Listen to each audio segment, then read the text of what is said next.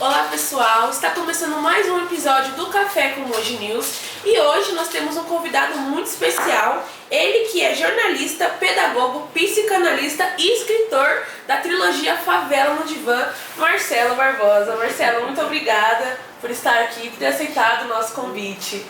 Maria Eduarda, um prazer é todo meu estar aqui nos estúdios do Moji News e principalmente uma casa que eu amo tanto, que foi a casa que eu trabalhei, né? Foi o jornal que eu iniciei as minhas atividades, então a honra é toda minha. Sim, eu queria então que você começasse contando um pouco da sua história, né, da sua trajetória. Como eu disse, ele é jornalista, ele atuou aqui no Moji News, né, como ele acabou de falar, né, foi um dos nossos por um tempo, então eu queria que você contasse um pouco da sua caminhada até você decidir virar escritor. Bacana, eu vou fazer uma linha histórica rapidinho, porque essa caminhada tem todo um contexto, né?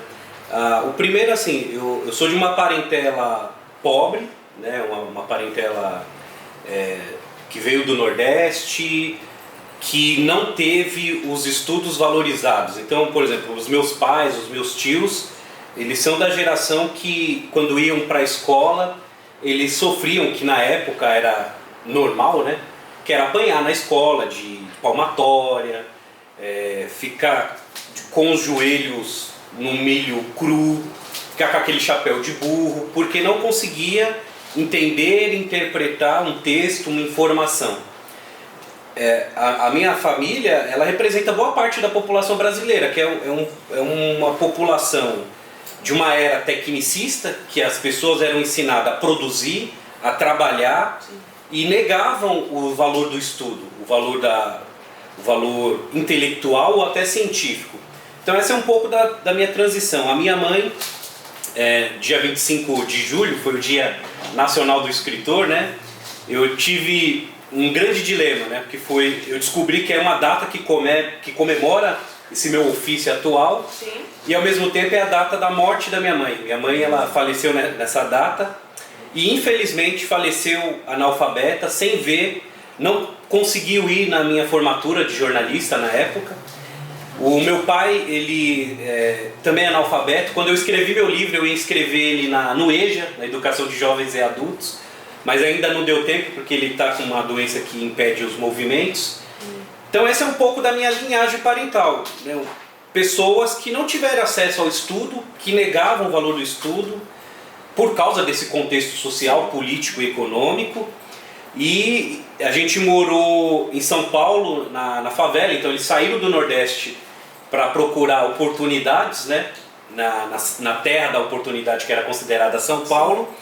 E a gente foi viver em favela, a gente morou ali em Heliópolis, na zona sul de São Paulo, que do lado está São Caetano do Sul, que é a primeira cidade com o melhor índice de desenvolvimento humano. E do outro lado está o Ipiranga, o bairro histórico do Brasil. E no meio nasceu ali uma favela, né, que eram terrenos institucionais até, que começaram a ser invadidos. Então esse é um pouco, né, da minha linhagem histórica. Eu não gostava de estudar, repeti a 8ª série 2 vezes. Eita. Mas por bagunça ou por não gosto de estudar? Bagunça, também. Você vê como influencia, né, tudo isso. E eu vivia num dilema, porque assim, eu tinha um lado, porque eu sou da geração dos primos, né?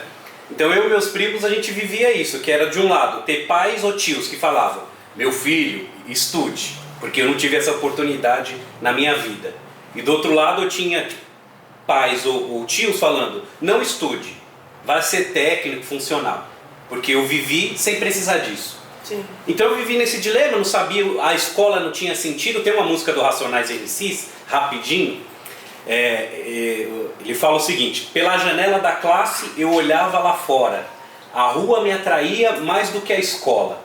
Quando eu fiz 17 anos eu tinha que sobreviver, agora eu sou um homem, eu tenho que correr.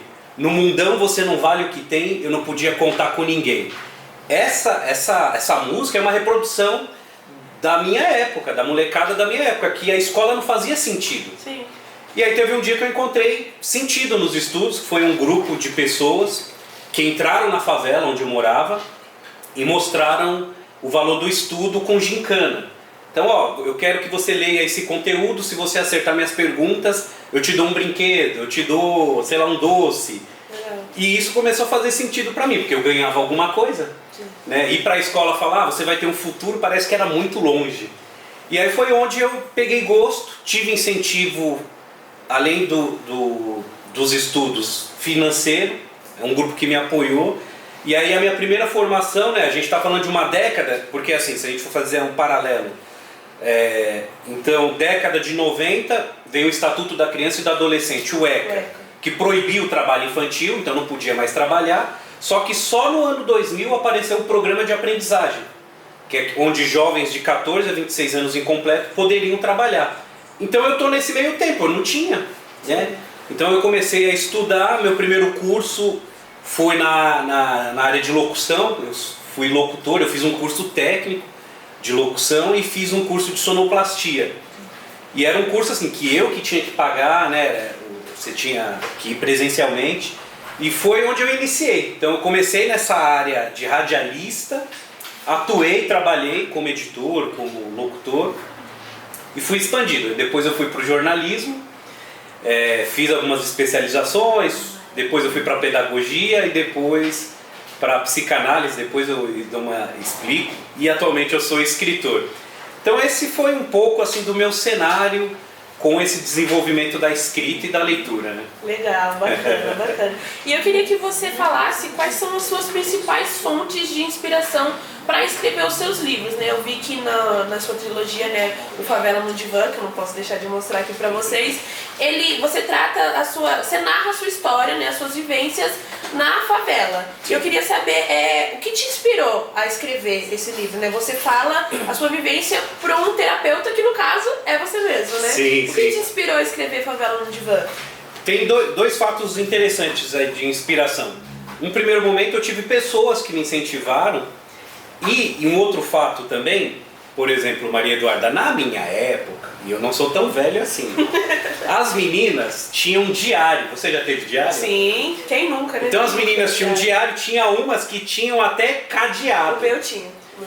E aí o que aconteceu? Eu via isso, né, naquele movimento, se você escrevia o seu dia e tal. Às vezes a gente pegava os diários das meninas para ler, dava uma briga. Mas eu comecei a fazer isso para mim. Eu não tinha um diário, porque não existia diário de menino. Né? E eu peguei então eu escrevia, então eu começava a escrever o meu dia a dia, o que eu passava ali, e isso ficou guardado. Aí teve uma época que algumas pessoas me incentivaram a escrever, eu fiz uma primeira versão do livro, com esses registros, que chamava Favela no Divã, Diário de um Ex-Favelado. Só que na época eu trabalhava numa mídia também. Quando eu estava atuando para divulgar, ele não foi bem aceito, esse termo. E aí eu deixei na gaveta, eu guardei. Então eu tive um incentivo assim, um pouco amador, sabe? Mas deixei ali na gaveta. Veio a pandemia Covid-19, que foi o caos que todos nós sabemos. Sim. E eu peguei esse material, eu já tinha formação psicanalítica, e eu peguei o livro e coloquei nessa linguagem psicanalítica. Só que o que aconteceu? Nessa época do Covid-19, a gente tinha fases, né? Então assim, o público de risco era com mais idade. Aí chegou uma fase que qualquer pessoa estava falecendo. E eu perdi vários amigos. Amigos da faculdade, professor, a galera da igreja, pessoas que me incentivavam. E eu fiquei meio paranoico, eu fiquei assim, bem, e se eu for vítima da Covid, o que eu deixo? Porque eram pessoas que assim, morreu, acabou. Não deixou nada. Não deixou nada, não tinha. Então, o que me inspirou a escrever foi um pouco uma questão de medo, porque eu falei, bem, então eu vou escrever um livro, vou pegar o meu registro e vou deixar para os meus filhos. Eu tenho 2 filhos, o Vinícius, de 8 anos, que é mogiano, nasceu aqui na Santa Casa. Sim. E o Arthur, de 5 anos, ele é ferrazense, nasceu lá em Ferraz. E aí eu falei, vou escrever, porque pelo menos se eu for uma vítima, eles vão saber a história do pai. Então no primeiro momento foi algo despretensiosamente, assim, eu escrevi para deixar para os meus filhos. Só que eu descobri que eu tinha um público-alvo, eu descobri que as pessoas se identificavam com a minha história, me falaram, por que você não escreve em editais? Aí eu comecei a estudar, e foi onde eu encarei isso como profissional. peguei uma editora, meu livro está nas principais plataformas online nacionais e internacionais, livro físico, e-book, a gente está tratando de fazer um audiobook também. Legal. E aí foi onde eu comecei a trabalhar. Então o que me inspirou foi esse cenário, saber que eu tenho um público-alvo, saber que a minha história de vida faz diferença para quem lê, então foi onde me incentivou. Sim, bacana. O Favela no Divã, ele trata de questões sociais e políticas, né? Por você estar retratando a sua vida na favela, acaba abordando esses dois temas, né? Social e político. Eu queria saber de você qual que é o papel da literatura em abordar esses temas tão importantes para a sociedade. Ah, bacana. Não, a literatura, o jornal, a leitura é fundamental, né? Sim. São temáticas que precisam ser fortalecidas. No meu caso, eu descobri algo muito interessante, Maria Eduarda, que eu recebi alguns feedbacks que o meu livro ele repensa a favela no Brasil. Porque assim, hoje em dia, principalmente nos tempos atuais, né, que é era do cancelamento, era do politicamente correto, eu critico a favela. Eu critico a estrutura urbana da favela, a linha histórica da favela, como que permitem que pessoas cresçam, nasçam e desenvolvam nesse cenário urbano. Então eu faço uma reflexão, uma provocação nesse sentido. Tanto que é isso, o primeiro volume é esse questionamento, aqui no segundo é uma transição, né, de eu saindo da favela para outro ambiente, e aqui é um pouco da superação e do entendimento desses cenários. Então a literatura ela é importante quando ela traz essas temáticas relevantes e principalmente temáticas que nos fazem pensar, refletir, ter algo comparativo. O que eu amo no jornalismo que me ensinou a ser curioso, né? O jornalista tem que ser curioso, Tem que ter. E a gente lê de tudo. Né? Você vai ler economia, vai ler moda, cultura. Então você lê de tudo. E eu, por conta do jornalismo, eu aprendi a ter essa leitura assim. Então eu leio aquilo que eu gosto, que eu entendo como verdade, mas eu leio aquilo que também me critica. Sim. Então quando eu montei o projeto, foi nessa perspectiva de ser uma obra literária que possa dar esse elemento para ser discutido na sociedade.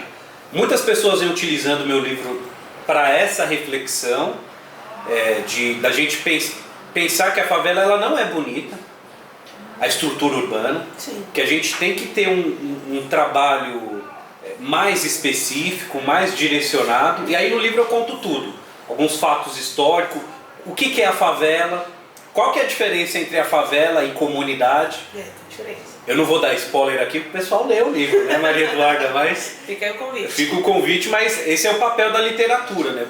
Oferecer conteúdos abertos para ser pensado. Legal. E quais foram os principais desafios que você enfrentou ao escrever Favela no Divã? Você teve que voltar lá em Heliópolis para escrever, para mergulhar na realidade de o que é morar na favela, o que é estar aqui? Boa pergunta. Eu tive vários desafios, né? O primeiro foi na estrutura do livro. Porque assim, até nessa questão anterior, quando eu encontrei a editora, o editor me falou o seguinte: então, você está preparado para receber processos? Eu, como assim? Eu falei, então, porque você faz uma reflexão tal, mas você tem que estar preparado para receber processos judiciais. E isso me chamou muita atenção, né? Então assim, eu vou deixar minha vida, vou transformar minha vida num livro aberto e as consequências disso, né? Ele poderia ter uma repercussão ou não, mas eu precisaria estar preparado. Então um desafio foi essa questão técnica, assim, como que eu vou expor a minha vida ou as minhas ideias, sendo que eu já tive uma experiência anterior que o público não gostou. Que foi o nome? Da primeira ideia de livro, né? Diário de um ex-favelado, né? Uhum. Meus amigos da faculdade ficavam me falando, você está tirando, né? Ex-favelado? Ex-favelado? O que é isso? Existe esse termo? Mas aí eu vi que assim, então eu aceitei o desafio, mas tomando alguns cuidados. Entre eles, usando a linguagem da psicanálise. Porque, por exemplo, a psicanálise é uma terapia, né?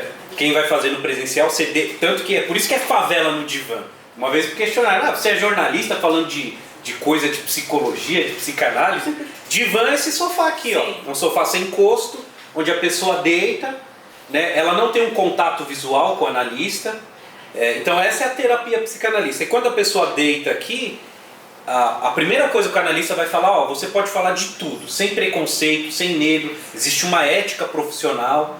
Então eu preciso, para auxiliar a terapia, que você fale. Então eu usei essa linguagem da psicanálise para falar o que eu pensava, o que eu sentia, o que eu vivenciei na favela. Então às vezes pode sim ter coisas que são preconceituosas, mas aí eu estou falando de uma vivência, de uma experiência. Sim.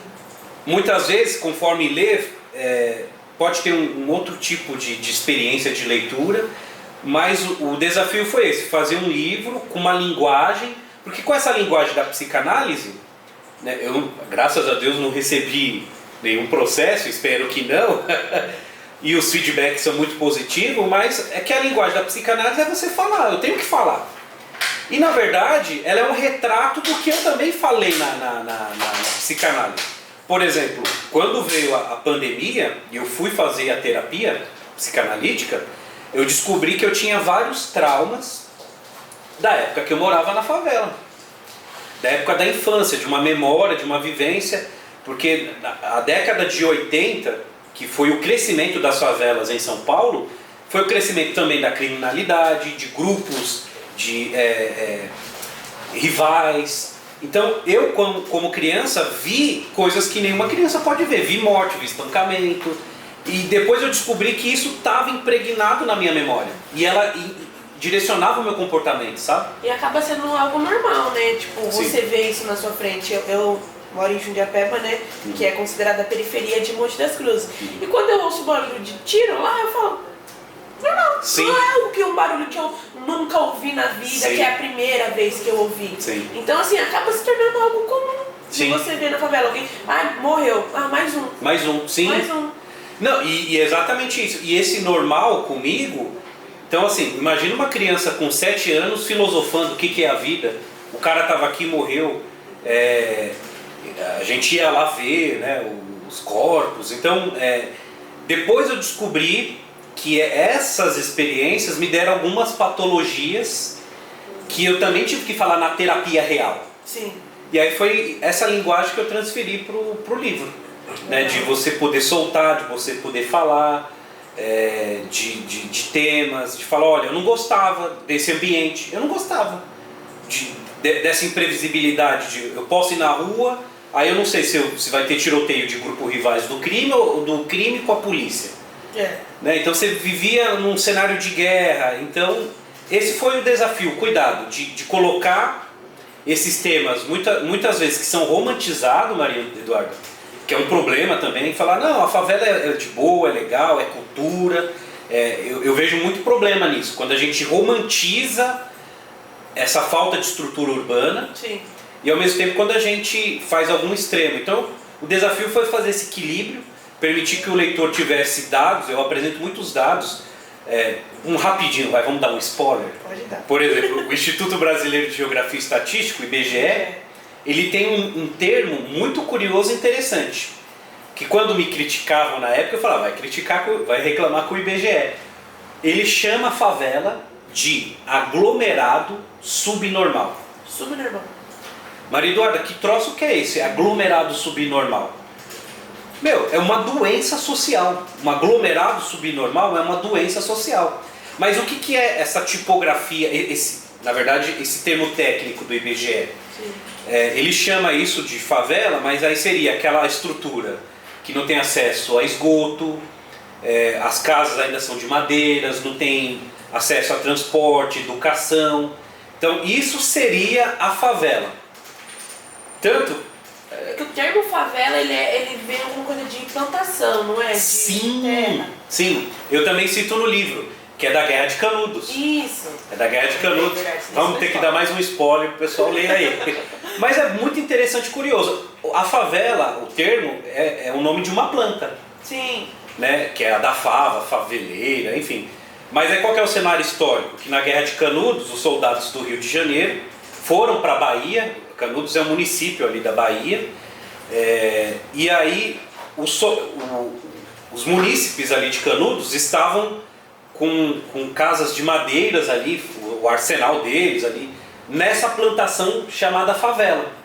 Então eles perderam a guerra, quando voltaram para o Rio de Janeiro, perderam o direito ao soldo, e aí eles foram fazer o quê? Construir barraco de madeira, improvisado, para morar. E aí eles foram morar no morro, que foi conhecido como Morro da Providência, ao termo Providência, que é considerada a primeira favela do Brasil, que foi no Rio de Janeiro. Sim. Então o termo favela é isso, é o nome de uma planta, mas olha o contexto. Então a favela é todo nesse contexto de falta de moradia. A gente está falando de questões sociais. Sim. E o IBGE fala isso. Então isso é uma favela, um lugar, uma estrutura urbana que não tem estrutura digna para se morar. Mas o que é a comunidade? A comunidade é a favela melhorada. Essa favela teve autonomia, aí sim, isso eu tenho orgulho. Sem estado, sem prefeitura, ela cresceu, ela fez sua rua, sua casa, e construiu prédio e desenvolveu. Acaba sendo uma relação de amor e ódio, né? Tipo de amor assim, e ódio. Eu tenho orgulho disso, mas eu tenho raiva do jeito que acontece, da estrutura sim, que tem aqui. Sim. Né? É uma relação de amor e ódio. Né? Exato. E por fim é isso. Então a gente vê que, mas apesar da favela, da comunidade ter crescido, ela cresceu com esse aspecto irregular. Sim. Né? Então esses são os fatores aí que envolvem o desafio do livro. Certo. Eu queria que você falasse um pouco da Lei Rouanet, né? Existe muita desinformação sobre esse assunto, né? O seu projeto publicado na Lei Rouanet é o seu livro. Sim. Eu queria que você explicasse um pouco, então, o que é a Lei Rouanet. Legal. Na Lei Rouanet, ela é uma lei de incentivo à cultura do governo federal, onde empresas de lucro real é uma empresa que tem um faturamento mensal de 5 milhões por mês. Sim. Então ela pode abater imposto. Então isso é a Lei Rouanet. Então é um projeto de lei aberto, qualquer cidadão, qualquer pessoa pode se inscrever, qualquer instituição privada ou física pode se inscrever na lei. Mas qual que é a ideia? A ideia é que você tenha um projeto que dê uma contrapartida social. Essa é a primeira ideia da lei. Tanto que, no meu caso, foram os volumes 1 e 2 que entraram. Então, por exemplo, o Favela no Divã 1, eu consegui ser aprovado, os técnicos de Brasília consideraram o livro como uma obra humanística. Legal. E o que foi aprovado? Foi aprovado o seguinte: para ser distribuído nas 179 unidades prisionais do estado de São Paulo e nas escolas. Então por isso que eles consideraram, então aqui foi aprovado aproximadamente R$200 mil para ser trabalhado, e o volume 2 foi aprovado quase R$500 mil. Mas o que é esse ser aprovado? Que aí é onde tem a confusão. Sim. Então assim, você escreve um projeto, você inscreve lá na plataforma do governo, os técnicos vão avaliar, quando eles aprovam, ele está falando o seguinte: você tem um aval do governo para procurar empresas para bater imposto. Então eu fui aprovado a captar o valor. Agora eu tenho que encontrar empresas que possam se identificar com a minha temática, com o meu trabalho social, e aí ele abate o valor que ele tem de imposto e com a troca social, né, que a gente fala de investimento social, com valor financeiro nesse aspecto. Então essa é a Lei Rouanet. Sim. Ela ficou muito mal falada e conhecida porque, por exemplo, porque só grandes artistas conseguiam, né? Tinha esse debate. Por causa de uma questão de relacionamento, né? Então, assim, é muito mais vantajoso. Se eu tivesse uma empresa, eu gostaria muito de ter minha marca num show que vai ter milhares de pessoas, né? Então, assim... É vantajoso para você. É vantajoso. Então, eu acho que essa polêmica é desnecessária. Eu acho que o empreendedor, o empresário, ele é livre, ele investe no que ele quiser. Mas obviamente que com o crescimento dela, por exemplo, eu sou um artista, não sou de nível nacional, mas agora há várias empresas entendendo a importância em investir em artistas menores, né, em ações mais pontuais. Então esse é um pouco da Lei Rouanet, você tem 5 anos para captar, esse é meu segundo ano, a gente vem conversando com várias empresas e infelizmente um dos meus maiores desafios é que às vezes eu ouço dos empresariados o seguinte: mas eu vou colocar a marca da minha empresa no seu livro para ser distribuído, para defender bandido? Porque eu vou distribuir nas penitenciárias. Sim. E por quê? Porque existe uma lei chamada Lei de Remissão de Pena por Leitura. Então o recluso que lê um livro, ele diminui a pena dele. Mas por que isso é social? Porque às vezes a gente tem um cenário que as pessoas querem pena de morte, mas a nossa Constituição não permite isso. Então o que a gente tem que ter? Ressocialização, recolocação, tem que investir para que a pessoa, igual aconteceu comigo, que eu descobri que o ambiente social influencia. Quer ver um dado, Maria Eduarda? Quem é a população carcerária no Brasil? Entendeu? Os negros, os pardos, e da onde que eles são? Da favela. Percebe como bate? O ambiente que você vive influencia muito no seu comportamento. Sim. Isso é comprovado. Sim. Então por isso que eu me desafiei e fiquei muito feliz de eu encontrar esses dados e falar, tá vendo? Esse público precisa de ressocialização. Eu encontrei até um parceiro de Poá, um instituto, que faz um trabalho mais específico com o público carcerário. Sim. Então esses são os desafios. A gente vem conversando aí com várias empresas, eu tenho assessorias que fazem isso para mim, eu também faço individual, mas é um trabalho de médio a longo prazo, né, para você conseguir uma empresa que acredite nesse valor humano. Legal. E eu queria que você me falasse quais são os seus projetos futuros como escritor. Você pretende abordar algum assunto específico nas suas próximas obras? Legal. Agora que eu me descobri como escritor, né? Se for ver, eu tenho 3 anos como escritor. Demorou quanto tempo para você lançar? Eu fiz... esse é um detalhe interessante. Na verdade, o livro era um. Era um só. Era um volume. Eu fiz ele, como eu já tinha um diário, eu só reformulei, aí eu montei ele, demorou 6 meses para a editora publicar. Foi rápido. Só que aconteceu, quando eu descobri que eu tinha um público-alvo, eu descobri que esse público-alvo, uma parte dele não gosta de ler. Então você pegar um livro desse tamanho, nossa, quanta página, eu não quero. Por isso que eu fiz uma trilogia, um negócio mais fininho, aqui ó, fininho, palpável aqui, rapidinho, você lê, a letra é grande, rapidinho. Então eu fiz nesse formato de trilogia, algo curto, objetivo, você lê numa fila do banco, numa viagem, numa pausa do almoço. Então esse foi o cenário. Então assim, eu sou um escritor recente, eu tenho 3 anos que eu descobri esse ofício, esse talento, né? Mas eu tenho essa perspectiva de continuar, até por conta da Lei Rouanet, que eu tenho 5 anos aí para captar. Então é fazer esse trabalho aqui no Alto Tietê, em outros municípios, reforçar ele. Eu já escrevi um outro, que é um conto, aí eu mudei um pouco, porque esse aqui é de ficção, só que eu estou esperando o momento certo aí para publicar. Mas vou ficar nisso, conversando aí com o meu público, com escolas, ONGs, né, prefeituras. Né, lá em Ferraz de Vasconcelos eu estou tendo muito apoio da Secretaria de Cultura. Né, então a ideia é continuar.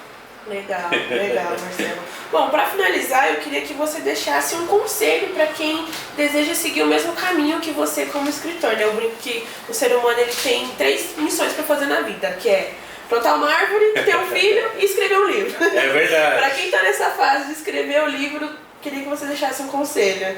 Legal, eu acho que o escritor, ele é um autônomo, né? Sim. Porque assim, dessa experiência que eu estou tendo, ninguém nega a importância do livro. Mas faz uma pesquisa aí, quantos escritores você conhece pessoalmente? Não, pessoalmente, na minha família eu tenho um escritor? Não tem. Então, por exemplo, o ofício escritor, por que não tem? Porque é isso, porque é um trabalho autônomo, ele é um trabalho muitas vezes solitário. Ninguém escreve um livro para não ser lido. Né? Então assim, eu tenho que ter um público-alvo, eu tenho que ter pessoas que se interessam por aquilo que eu estou escrevendo. Então o escritor ele é meio solitário, sonhador, espera que as pessoas possam ler. Eu fiz uma pesquisa recentemente que fala o seguinte: das 400 mil palavras que existem na língua portuguesa, a gente conhece 50 mil e usa 3 mil palavras no dia a dia.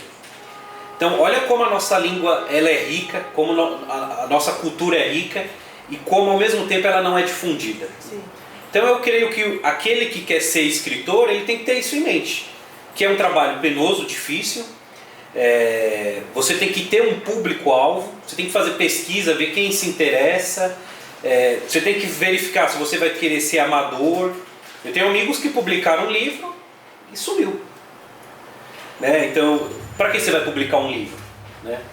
Então eu creio isso, você tem que publicar, definir se você vai ser profissional, se você vai difundir isso, o que você vai fazer com essa obra literária. Encontrar pessoas sérias no mercado, registrar o livro, tem que ter o RG do livro, Sim. tem que registrar. Então eu acho que as dicas para quem quer ser são essas. E mais do que isso, vale a pena. É o que você falou, acho que vale a pena. Por exemplo, o meu objetivo inicial, que era só escrever para os meus filhos, saber a história do pai, e hoje, criança é demais, meus filhos acham que eu sou o escritor mais famoso do mundo. Olha, meu pai saiu no jornal. O próprio Maurício de Souza. E isso é incrível. Então eu acho que escrever, você deixa a sua marca no mundo, tá aqui, é um papel que pode ser reproduzido, difundido, e ao mesmo tempo a gente difundir ideias, conhecimentos. Sim. E a importância da nossa língua portuguesa. Legal, e é isso então. Muito obrigada, Marcelo, por ter aceitado o nosso convite. É sempre legal, importante trazer pessoas como você aqui para o nosso café. Muito obrigada, viu? Eu que agradeço mais uma vez, uma grande honra. Certo. Então esse foi mais um episódio do Café com Moji News. Se você quiser assistir outros episódios do Café, acesse o nosso novo portal que está com novidades para você. É o www.portalnews.com.br. Até logo!